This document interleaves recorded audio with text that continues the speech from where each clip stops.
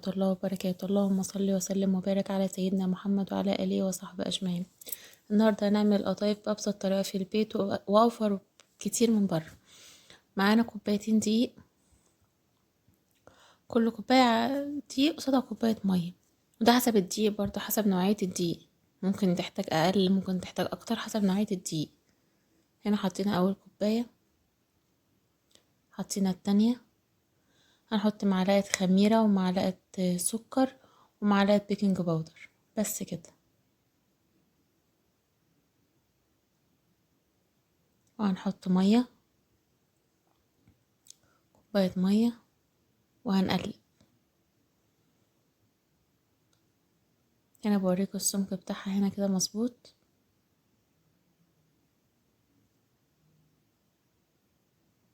بوريكم سمكها كده كويس.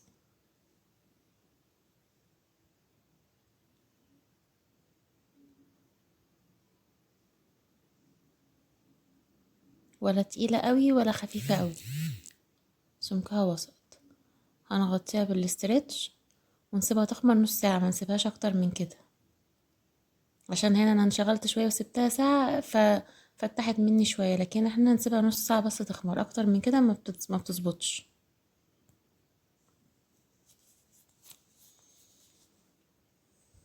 هنا كانت خمرت. هنا هنجيب ازازة ونخرم غطاها ونعبيها بالقمع، ده اسهل طريقة لعمايل القطايف، ولا تعك الدنيا بقى ولا تتبهدل معاكي ولا اي حاجة.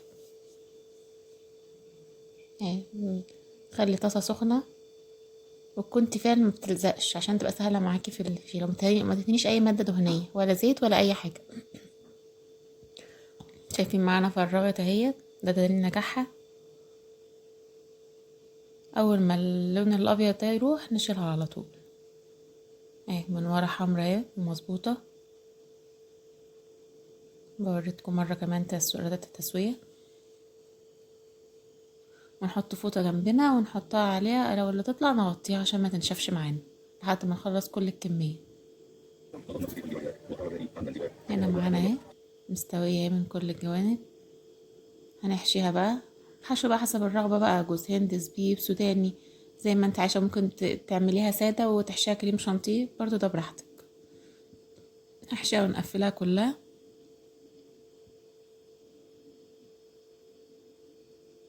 وريت معاكم كذا واحدة، عم معاكم كذا واحدة قدامكم. انا خلاص كنت عملت كل الكمية. هنا ممكن تحتفظي بيها يعني لاخر اليوم تقليها ماشي، بس ما بتنفعش تحط في الفريزر او تتجمد او كده. هنا زيت معانا سخن، هننزل عليها نقليها. اول ما تاخد وش من الجنب ده نقلبها على الجنب التاني، بطريقة سهلة خالص، ولا هتكلفنا كتير وهتوفر معانا كتير جدا من بره.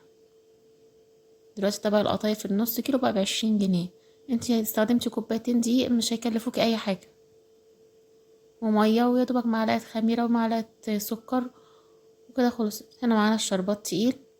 الشربات التقيل كل كوباية سكر على نص كوباية مية، ومعلقة عسل كلوكوز وعصرة ليمون. نقلي الكمية كلها وبعدين نحطها في الشربات. لو احنا بنحبها طرية شوية ومتبقاش مقرمشة قوي، ممكن اللي يطلع نحطه في الشربات على طول، بس انا بحبها مقرمشة فقليت الكمية كلها وحطيتها في الشربات مرة واحدة.